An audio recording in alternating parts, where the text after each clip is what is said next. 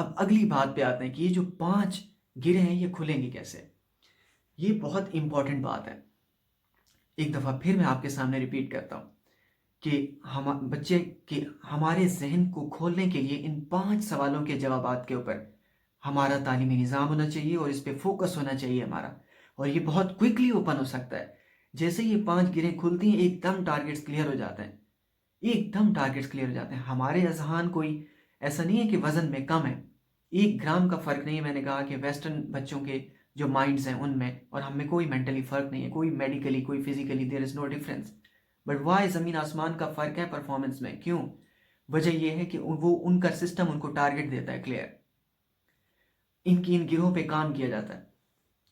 पहला सवाल ये था कि हम कौन हैं? दूसरा हमारी ज़िंदगी क्या है? तीसरा वक्त क्या है? चौथा तालीम क्या है? पांचवा हमारा मकसद क्या है? एक तारीख में हैरत अंगेज वाकया गुजरा है। गोल सेटिंग के हवाले से हम बात कर रहे हैं ना, टारगेट सेटिंग की और गोल सेटिंग की, कि गोल सेटिंग कैसे होती है। अब आप देखिएगा कि कदीम चाइना की तारीख में एक अजीब व गरीब वाकया हुआ है। वो वाकया हमें बड़ा अहम सबक दे सकता है, इन पांचों सवालात के जवाबात भी दे सकता है। और जो टारगेट सेटिंग कैसे होती है, बच्चे को टारगेट कैसे दिया जाता है, इंसानी जहन को क्लियर टारगेट कैसे दिया जाता है। आप उस इंसान की कदीम चाइना की तारीख में एक वॉरियर गुजरा है, बहुत ग्रेट वॉरियर था। और उसका मैं वाकया आपको बताने जा रहा हूँ, आपने बड़े गौर से सुनना है। बिल्कुल शिकारी की तरह आपने सुनना है। जैसे एक उकाब अपने शिकार पर अपनी निगाहें जमा के रखता है और फुल कंसंट्रेशन के साथ उसको हंट करता है। Now you are going to hunt these 5 questions, okay. और ख़ास तौर पर गोल सेटिंग कैसे करते हैं। कदीम चाइना की तारीख में एक शख्स गुजरा है, सन त्सू उसका नाम था। Sun Tzu was a great warrior. उसको अल्लाह ताला ने एक अजीब व गरीब टैलेंट दिया था। He was he was a military genius. Military genius मतलब कि वो स्ट्रेटजी में, प्लानिंग में, फाइट में एक प्रोडिजियसली इंटेलिजेंट दिमाग रखता था। वो छोटे से एक जत्थे के साथ बड़ी फौज को शिकस्त दे देता था। वो कमांडर फौज की नज़रों में, फौज के थ्रू फिर बादशाह की नज़रों में आ गया कि ये कमांडर बड़ा टैलेंटेड है। बादशाह ने उसको बुलवाया, बादशाह के साथ उसकी गुफ्तगू हुई। संसू ने दावा किया कि मैं बादशाह के सामने कि मुझे किसी भी किस्म का ग्रुप दे दो लोगों का, मैं उनको वॉरियर में तब्दील कर दूंगा। बादशाह शाहाना मिजाज के होते हैं, उनको अपने सामने कोई बंदा ज़्यादा टैलेंट दिखाए तो उनको पसंद नहीं आती ये बात। बादशाह को इस बात पे ज़्यादा यकीन नहीं आया। बादशाह ने दिमाग में सोचा मैं इस पे ऐसी शर्त लगाऊंगा ना कि ये पूरा नहीं कर सकेगा और ये हार जाएगा शर्त, और फिर मैं इसको जलील करूंगा या फिर मरवा दूंगा, या एटलीस्ट मैं इसको जलील करूंगा। बादशाह ने ऐसा कहा। उसके साथ संसूस से, उस कमांडर से कहा कि मेरी 8 लाडली नाजुक शर्मीली बीवियां हैं, तो क्या तुम उनको वॉरियर बना दोगे? कमांडर ने कहा कि बना दूंगा। बादशाह ने कहा अगर नहीं बना सके तो फिर पता है क्या होगा। उसने कहा जो होगा मुझे कबूल है, लेकिन मेरी भी एक शर्त है। मेरे काम में कोई टांग नहीं अड़ाएगा, मुझे भी जो चाहूँ मैं, मुझे करने का इख्तियार होगा। बादशाह ने कहा मंजूर है। संसू ने उनकी ट्रेनिंग शुरू कर दी, उनको कतार में खड़ा कर दिया, उनके हाथों में तलवारें दे दी। और उस दौर के मुताबिक, डिसिप्लिन के मुताबिक उसने कहा कि जब जंग का तबल बजेगा ना, सब ने हथियार सौंत लेने और चौकस हो जाना है जैसे हमला होने वाला है। तबल बजा, सबकी हंसी निकल गई। उसने कहा कि मैं कह रहा हूँ तबल बजेगा, सब ने हथियार सौंत लेने और अलर्ट हो जाना है, चौकस हो जाना है जैसे हमला हो रहा है, एकदम चौकस सिपाही की तरह। तबल बजा, वो फिर हंसने लग गए। उसने कहा मैं आप लोगों से सीरियस बात कर रहा हूँ, मैं कह रहा हूँ कि तबल बजेगा, हथियार सौंत लेने, चौकस हो जाना है जैसे हमला होने वाला है। I am very serious. तबल बजा। जो आगे खड़ी हुई थी ना, वो बहुत ही लाडली थी बादशाह की, बहुत ही नाजुक, और उन सबसे ज़्यादा लाडली थी वो बादशाह की। उसको हंसी आई और पीछे फिर और सबको भी हंसी आ गई। कमांडर ने उसी अगली खड़ी हुई ज़्यादा लाडली से तलवार हाथ से छीन ली और खींच के उसकी गर्दन पे वार किया और उसका सर काट के नीचे गिरा दिया। सब की सब सख्ते में आ गई। सनसू ने, कमांडर ने कहा कि मैं कह रहा हूं, तबल बजेगा, हथियार सौंप लेने, चौकस हो जाना है। अब कौन है जो कमांडर की बात ना माने? किसकी जरूरत थी? अब उनके सामने क्लियर हो गया कि ये बंदा अपने मकसद में बहुत ही सीरियस है और कोई हमारे पास चारा नहीं है इसकी बात मानने के अलावा। दूसरा ऑप्शन फिर मौत होगा। ये अपने मकसद को हासिल करने के लिए किसी भी हद तक जा सकता है। वो ट्रेनिंग की सनसू ने उनकी कि 8 महीने बाद जब बादशाह ने उनकी ड्रिल देखी और उनकी फाइट देखी, वो दंग रह गया। सनसू ने बाद में किताब लिखी, आर्ट ऑफ वॉर। वो पूरी दुनिया की लीडरशिप पढ़ती है, चाहे पॉलिटिकल लीडरशिप है, चाहे इकोनॉमिक, चाहे मिलिट्री लीडरशिप है। वजह क्या है? सनसू ने जंग में जो सबक सीखे, उस कमांडर ने, वो सबक उसने बैम्बू, बांस की स्टिकों के ऊपर, उस जमाने में कागज नहीं था, बहुत पुराने जमाने की बात है, तो बैम्बू स्टिक्स के ऊपर उसने चाइनीज जुबान में वो लिखे और वो उनको ऐसे ऐसे रोल करके, उस जमाने में मतलब कागज ईजाद ही नहीं हुआ था, इस किस्म की किताब नहीं थी, वो किताब आज भी मौजूद है। और वो रूल्स हर जगह अप्लाई होते हैं।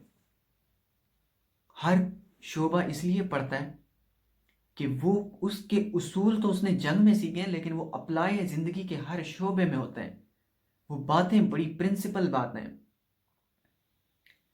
अब उन 5 सवालों पे गौर करो और इस कमांडर का गोल सेटिंग, कि उसने कैसे गोल सेट किया, आप अंदाजा करें। उसने उसने एक रूल लिखा है, मैं आपको एक बताता हूं आपको उसमें, कि उसने गर्दन क्यों काटी।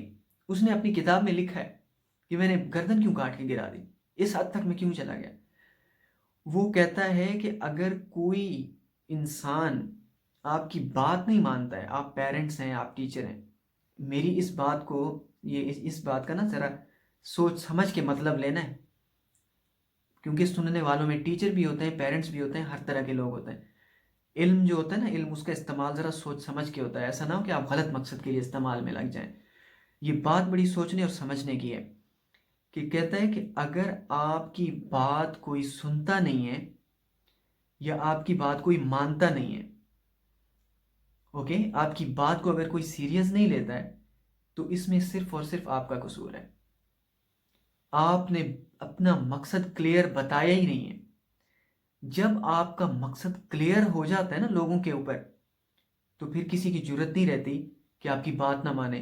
मैंने उनको ये बताने के लिए उसकी गर्दन काटी कि मैं जो ट्रेनिंग का इरादा लेके आया हूं ना, मैं कितना अपने इरादे में पक्का हूं और सख्त हूं।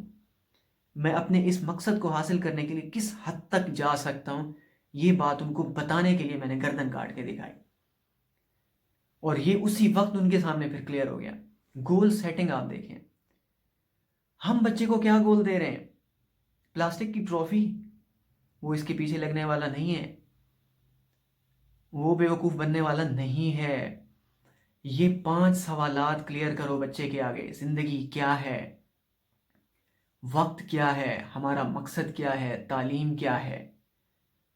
ओके, ये सवालात बच्चे के सामने क्लियर करो। पहला क्वेश्चन क्या है कि हम कौन है? मैं पहला भूल गया, हम कौन है।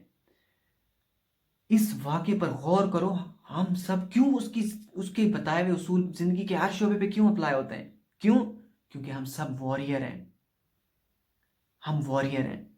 हम कौन है? हम वॉरियर हैं। दूसरा क्वेश्चन क्या है? हमारा मकसद क्या है?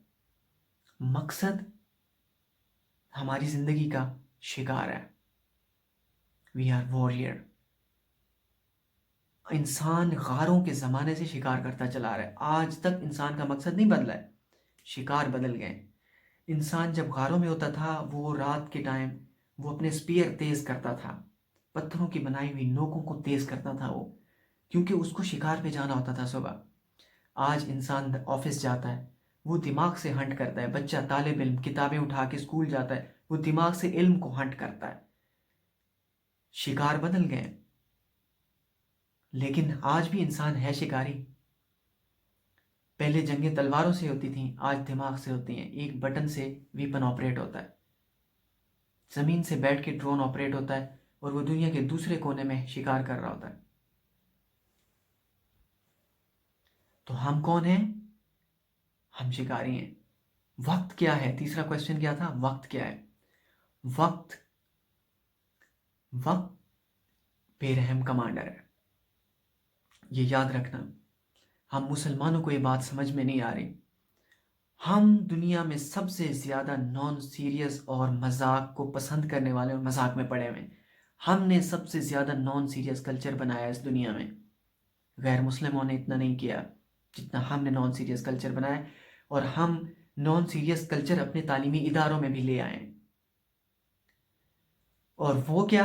एक नॉन सीरियस कल्चर और एंटरटेनमेंट, इनके गोल बिल्कुल क्लियर हैं। क्योंकि शैतान हमेशा क्लियर गोल देगा आपको। शैतान जानता है, आप नहीं जानते। वो आपको क्लियर टास्क देगा, क्लियर क्वेश्चन देगा, आपका दिमाग इंगेज होगा और बैठ जाएगा। स्कूल में उस्ताद, स्कूल का निज़ाम, हम इवन हमारी किताबें आपको क्लियर टास्क नहीं देंगी। आपको क्लियर टास्क नहीं देंगी, बोलेंगी फर्स्ट आओ। आप बोलोगे नहीं, मुझे क्या ज़रूरत है, वो पता है मुझे, वो फलां आएगा या फलाने, वो ये 2-3 बंदे आएंगे। मकसद इस बात का, आप वक्त पे रहम कमांडर है। हम मुसलमानों ने बहुत ज़्यादती की है वक्त के साथ।